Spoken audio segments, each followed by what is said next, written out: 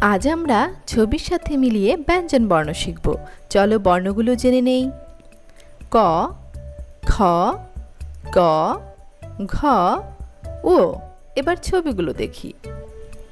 ঘোড়া, ব্যাঙ, খরগোশ, কলা, গরু। দাগ টেনে বর্ণগুলোর সাথে ছবিগুলো মিল করি।